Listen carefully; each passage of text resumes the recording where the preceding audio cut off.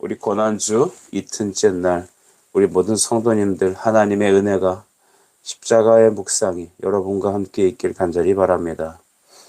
마태복음 27장 1절로부터 10절까지 말씀 중심으로 가룟 유다의 최후라는 제목과 함께 하나님 말씀을 함께 상고하겠습니다.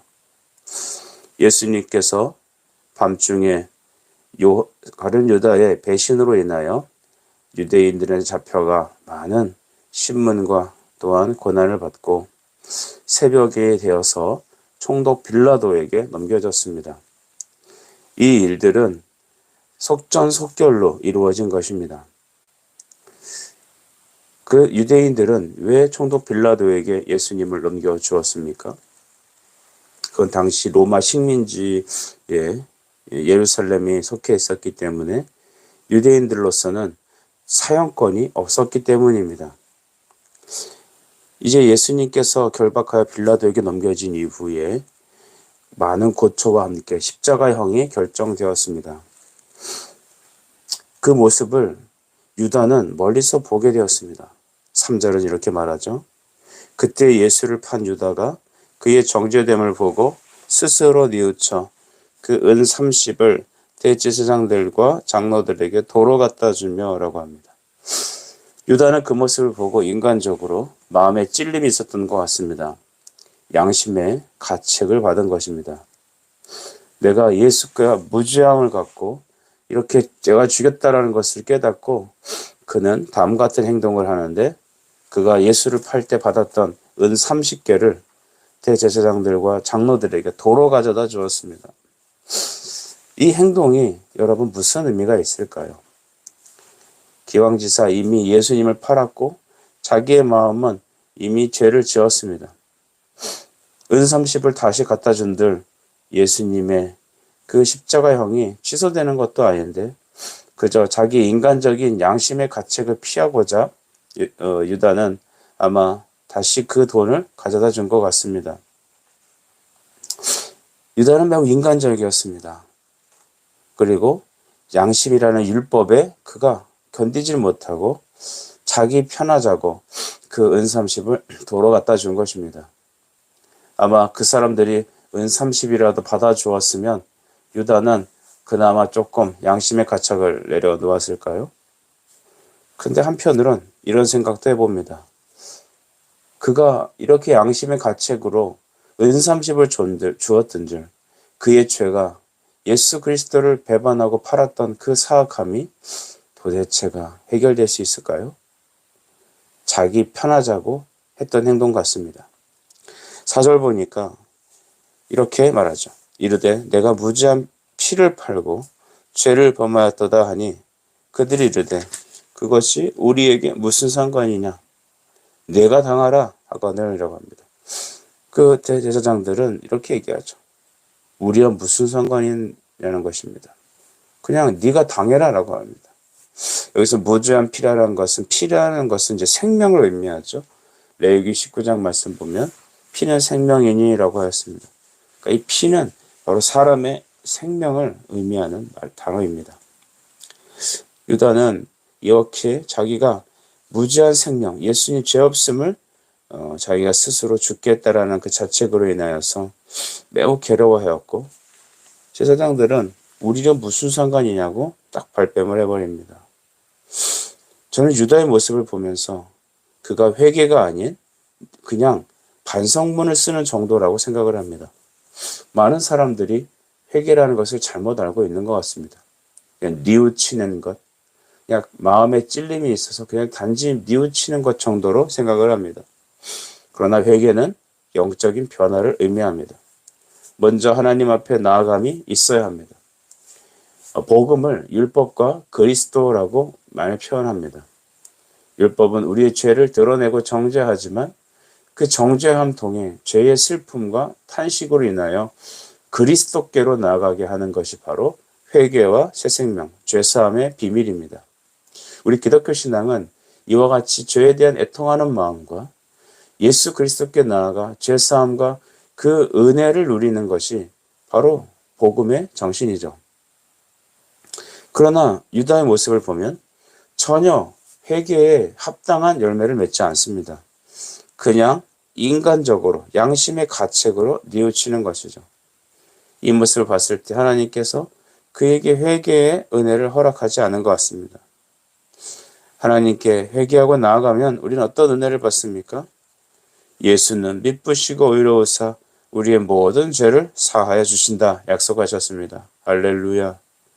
여러분, 예수는 미쁘시고 의로우십니다. 이 미쁘시다는 말은 신실하시다는 말입니다. 기분 따라서 업앤다운이 심한 그런 분이 아닙니다.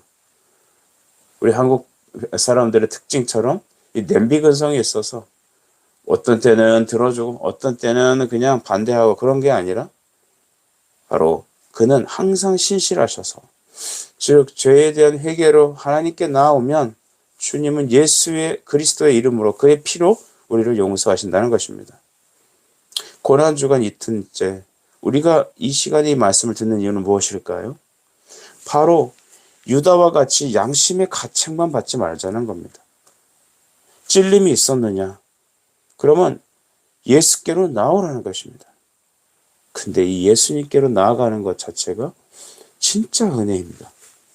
이사야 1장 18절 말씀 말하기를 오라 우리가 서로 변론하자 너희의 죄가 주홍 같을지라도 눈과 같이 이어질 것이요 진홍같이 붉을지라도 양털같이 희게 되리라. 아멘. 주님이 이렇게 우리에게 말씀하셨습니다. 진홍같이 붉을지라도 주홍 같을지라도 도저히 인간의 힘으로 빨 수 없는 그때라도 나가면 그는 우리를 용서하시고 미쁘시고 의로우셔서 우리를 용서하시고 희게 하실 줄 믿습니다. 여러분, 이 아침에 예수님께 나아갑시다. 우리가 관계하고 있는 가족과 자녀와 모든 사람들이 이 예수님의 복음을 듣고 그에게로 나가길 힘쓰십시다. 유다는 어떻게 결정을 합니까? 5절입니다. 유다가 은을 성소에 던져놓고 물러가서 스스로 목매어 죽은지라. 너무 안타깝습니다. 한 영혼이 이렇게 자기의 양심의 가책을 힘들어 견디다 못하여 스스로 목숨을 끊게 되었죠. 은을 성소에 던져놓고 이제 대제사장들이 받아주지 않으니까 그는 자기의 양심의 가책으로 그 돈을 받을 수도 없고 하니까 성소에 던져놓고 자기의 고결한 자존심으로 스스로 목매어 죽은 것입니다. 이것을 사도행전 1장 18절에서는 그가 사도의 직분을 버리고 불의의 싹스로 밭을 사고 후에 몸이 곤두박질하여 그 배가 터져 창자가 달려 나왔다. 이렇게 좀 자세히 디테일하게 설명을 하죠. 그는 결국 자기의 의로움을 인간적인 양심의 가책으로만 그렇게 했습니다. 예수님을 그렇게 오래 따라다녔는데 하나님 나라와 예수가 정말 메시아라는 그 수많은 말씀을 듣고도 그는 결국 깨닫지 못했습니다.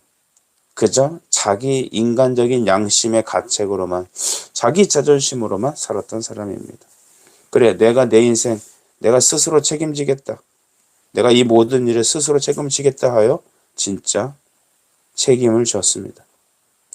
결국 그가 자살한 것으로 인하여서 제사장들은 6절에 보니까 이것이 핏값이다라고 정합니다. 이때 제사장들이 그 은을 거두었다고 하죠. 이것이 핏값이다. 성전고에 넣어두는 것이 옳지 않다. 부정하다라는 것이죠. 그 신명기 23장 18절 말씀에 근거한 거죠. 창기가 번 돈과 개 같은 자의 소득은 여호와 하나님의 전에 가져오지 말라고 하는 그 말씀을 갖고 이들이 외식에 아주 끝판왕을 달리고 있습니다.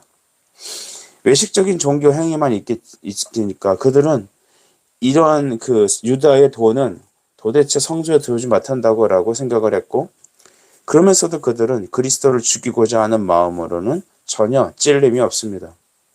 여러분, 외식하는 것들이 이렇게 힘듭니다.